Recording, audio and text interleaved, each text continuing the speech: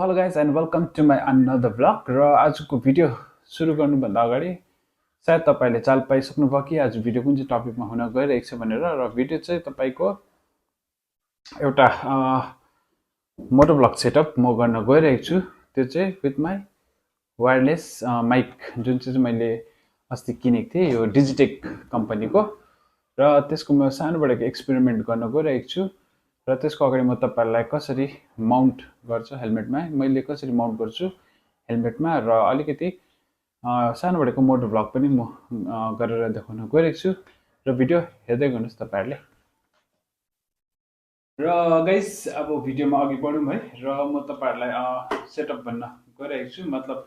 कसरी इन्स्टल गर्छु भनेर म भन्न गइरहेको छु र हेलमेट हेर्न सक्नुहुन्छ तपाईहरुले विथ जिम माउन्ट यहाँ हेर्न सक्नुहुन्छ तपाईहरुले र गोप्रो यहाँ छ मेरो र गोप्रोको अलिक तपाईहरुलाई भन्छु म यो चाहिँ तपाईको उलान्ची केससँग छ हेर्न सक्नुहुन्छ विथ उलान्ची केस विथ के रे एडाप्टर पनि छ एडाप्टर अलरेडी फिट भइसकेको छ यहाँ हो हेर्न सक्नुहुन्छ तपाईहरुले र मसँग यो केबल छ हेलमेटलाई यहाँ राख्दिम यो केबल दिएको हुन्छ तपाईहरुलाई हेर्न सक्नुहुन्छ यो केबल र यो केबल चाहिँ तपाईको एडाप्टरको यहाँ जान्छ यसरी हो अन्त एउटा चाहिँ तपाईको ट्रान्समिटर यहाँ ट्रान्समिटर मा जान्छ यसरी यहाँ ट्रान्समिटरमा हाल्न सक्नुहुन्छ तपाईहरुले यसरी हो ट्रान्समिटरमा मैले हालिसके अन्त यो चाहिँ तपाईले गोप्रोको चाहिँ कहाँ लाउनुहुन्छ भन्दा चाहिँ यहाँ लाउनुपर्छ यो हेर्नुस् यो मजाको जग्गा दिइरहेको छ एउटा यहाँ सानो बडेको छ है जग्गा यहाँ चाहिँ यसरी फिट गर्नुस् तपाईहरुले देख्दा मजाको देख्ने हो हेर्न सक्नुहुन्छ तपाईहरुले अन्त फर्किनुस् एकछिनमा पहिला म हेलमेटमा माउन्ट गर्छु यसलाई उल्टा भएछ हेलमेटमा माउन्ट गर्नुहोस् तपाईहरुले यसरी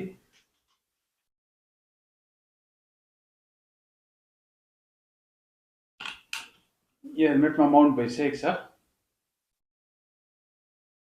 हेर्न सक्नुहुन्छ हेर्दा पनि दामी लुक्स हेर्नुस् हेर्दा पनि दामी लेख्ने हो अन्त तपाईहरुले ट्रान्समिटर रिसिभर भइहाल्यो ट्रान्समिटर चाहिँ के गर्नुहुन्छ भने नि तपाईहरुले यो हेलमेटको यो जिम माउन्ट जो यो छ नि यो यहाँबाट जुन चाहिँ एउटा यो के भन्छ यो दूरी यस्तो आएको छ यहाँबाट है तपाईको यसलाई यहाँ यसरी हाल्दै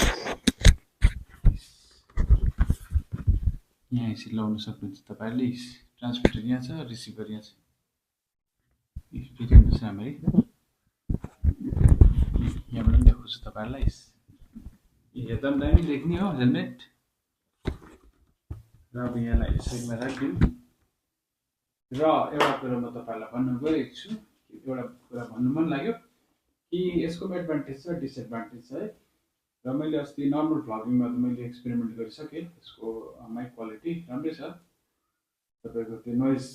क्यान्सलेसन पनि ट्राई गरेँ मैले त्यो पनि राम्रै आउँदैछ नर्मल पनि राम्रै आउँदैछ है तर अब मोटो भ्लगमा हेर्नुपर्छ किनभने अहिलेसम्म त मैले यो वायरलेसहरु चलाएको धेरै कम्ती सुनेको छु वायरलेस माइक अन्त यसको अब एडभान्टेज पनि हुन्छ डिसएडभान्टेज पनि हुन्छ तर पहिला चाहिँ म एकपल्ट एक्सपेरिमेन्ट गर्छु एकपल्टबाट सानोबाट ट्रायल दिन्छु त्यो पछि चाहिँ यसको म डिसएडभान्टेज एडभान्टेज भन्न गइरहेको छु र यसको साउन्ड क्वालिटी पनि कस्तो आउँछ होला म त्यो पनि चेक गर्छु र भन्छु तपाईहरुलाई र भिडियो हेर्दै गर्नुस् गाइस तपाईहरुले अघि हेलमेटमा माउन्ट गर्न सिकाइहालेँ यसको कस्तो प्रकारले माउन्ट गर्ने भनेर र अहिले चाहिँ म तपाईहरुलाई यसको एक्चुअल साउन्ड देखाउन गइरहेको छु र अहिले चाहिँ नोइज क्यान्सलेसन मोडमा चलाउँदैछु म र हेरौँ कस्तो खालको रिजल्ट आउने हो र साउन्ड कस्तो आउँदैछ मलाई याद छैन तर तपाईहरुले कमेन्ट गर्न सक्नुहुन्छ र एकछिन म परासम्म जान्छु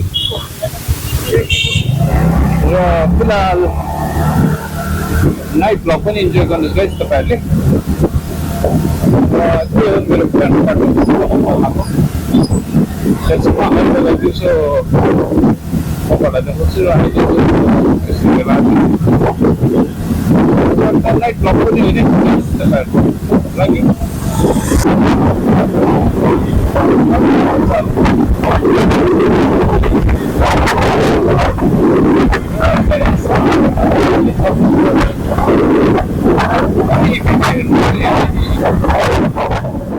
र गाइस मैले अहिले भर्खर अडियो क्वालिटी चेक गर्दै थिएँ आफ्नो गोप्रोबाट मोबाइलमा मैले ट्रान्सफर गरेर त्यो डेटालाई अन्त सुने मैले, तर मलाई एकदमै मन परेन किनभने मैले सोचेको थिएँ कि ठिकैको आउँछ होला है, त्यति अब जुन चाहिँ वायर जुन चाहिँ अलवेज जुन चाहिँ म चलाउँछु बोयाको माइक त्योभन्दा राम्रो आउँछ होला सोचेको थिएँ, तर एकदमै यस्तो भयो। एक्सपेक्टेसन यसरी डाउन भयो। र तपाईँहरूले पनि आशा गर्छु तपाईँहरूले पनि त्यो अडियो क्वालिटी सुन्नुभयो होला अडियो मेरो मोटो भ्लगको। र म यही सजेस्ट गर्न चाहन्छु तपाईँहरूलाई कि वायरलेस माइक चाहिँ एकदमै नचलाउनुहोस्। मैले तपाईँलाई आज है एउटा लाइभ प्रुफसँग देखाइहालेँ वायरलेस माइकको चाहिँ कस्तो हुँदो रहेछ भनेर क्वालिटी। र यही सजेस्ट गर्न चाहन्छु वायरलेस माइक नचलाउनुहोस्। र जसले पनि सोच्नुहुँदैछ कि वायरलेस माइकबाट म है मोटो भ्लग गर्छु भनेर, नहुने रहेछ। र तपाईँहरूले वायर्ड माइकै चलाउनुहोस्, रोड्सको चलाउन सक्नुहुन्छ, सोनीको चलाउनु सक्नुहुन्छ, र अरू माइकहरू पनि छ जस्तै बोयाको पनि छ है, त्यो चलाउनुहुन्छ। त्यसबाट एकदमै राम्रो क्वालिटी आउँछ, बेटर क्वालिटी तपाईँहरूले पाउन सक्नुहुन्छ। र एडभान्टेज चाहिँ के रहेछ यो माइकको चाहिँ भन्दा चाहिँ नर्मल भ्लगिङको लागि चाहिँ एकदम ठिक रहेछ यो माइक। तपाईँहरूले नर्मल भ्लगिङमा मजा आउने रहेछ, यसरी सिट डाउन भिडियोहरू बनाउनुहुन्छ जुन स्टिल भिडियो त्यसको लागि ठिक रहेछ यो माइक,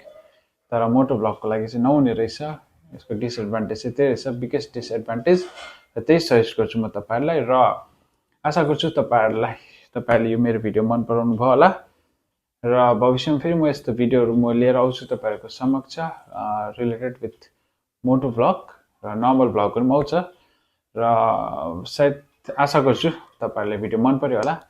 मन पर्यो भने लाइक गर्नु सक्नुहुन्छ, सेयर गर्नु सक्नुहुन्छ, र मेरो च्यानलमा नयाँ हो भने सब्सक्राइब पनि गरिदिनुहोस्। र फेरि भेटौँ। Till then goodbye, thank you guys.